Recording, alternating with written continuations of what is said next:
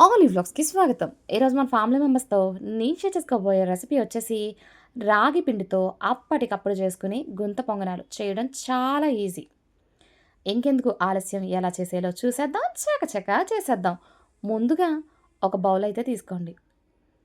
అందులోని ఒక కప్పు రాగి పిండి అయితే తీసుకోండి. ఇది నేను సూపర్ మార్కెట్ నుంచి కొని తెచ్చుకున్న రాగి పిండి. ఒక కప్ అయితే వేసుకున్నాను. అందులోని ఒక కప్పు ఉప్మా రవ్వ లేదా సూజీ రవ్వ అంటారు కదా! అది యాడ్ చేసుకున్న.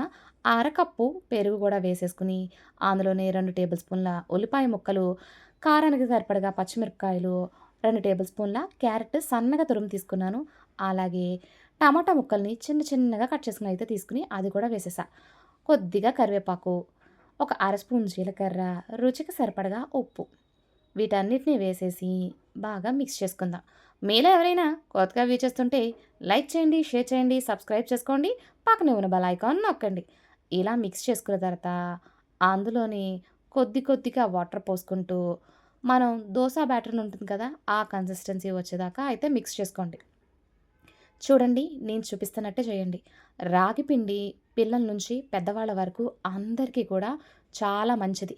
30 సంవత్సరాలు దాటిన మహిళలు తీసుకుంటే గనక వాళ్ళకి బ్యాక్ బోన్ పెయిన్స్ ఉండవు, నీ పెయిన్స్ ఉండవు, పీరియడ్స్ కూడా రెగ్యులర్‌గా వస్తాయి. పిల్లల్లో ఇంక చెప్పుకోక్కర్లొద్దు.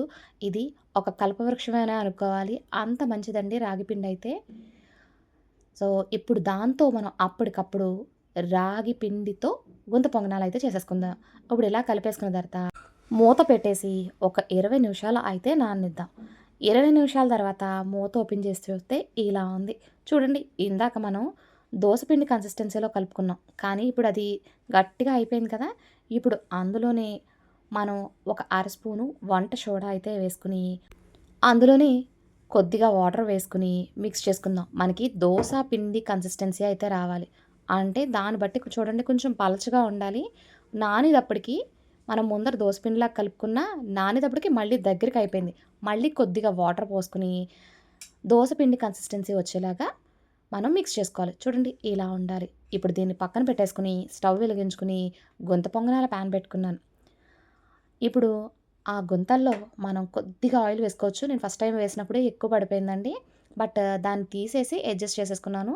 చూడండి, ఆ గుంతల్లో కొద్దిగా ఆయిల్ వేసిన తర్వాత మనం ముందుగా మిక్స్ చేసి పెట్టుకున్న బ్యాటర్‌నయితే అందులో వేసేసుకుందాం.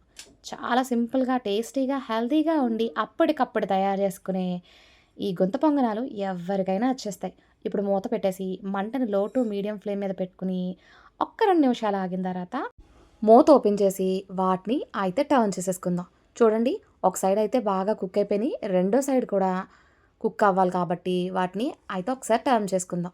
చాలా సింపుల్‌గా అప్పటికప్పుడు అయిపోయే ఈ గుంత పొంగనాలు ఆరోగ్యానికి మంచిది అన్నది ఒక పక్కనైతే, మన బ్రేక్‌ఫాస్ట్ కానీ, స్నాక్స్ కానీ క్షణాల్లో అయిపోతాయి అన్నది రెండో విషయం.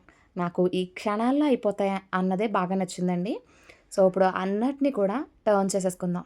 టర్న్ చేసేసుకొని మళ్ళీ మూత పెట్టి మరొక 2 నిమిషాలు అయితే ఉడకనిద్దాం. 2 నిమిషాల తర్వాత చూస్తే చూడండి, 2 వైపులా కూడా చక్కగా కుక్ అయిపోయింది. చూసారా? ఇలా ఉండాలి. అంతే, సింపుల్‌గా, టేస్టీగా ఉండే గుంత పొంగనాలైతే రెడీ అయిపోయినాయి. ఇంకెందుకు ఆలస్యం, సర్వ్ చేసుకోవడమే. మీకు ఈ వీడియో నచ్చిందనే అనుకుంటున్నాను. దీంట్లోకి ఏ చట్నీ అయినా చాలా బావుంటుంది. తప్పకుండా ట్రై చేయండి. చూడండి, లోపల వరకు కుక్ అయ్యి భలే టేస్టీగా ఉన్నాయి. నేనైతే టమాటా చట్నీలో డిప్ చేసుకొని తింటున్నాను.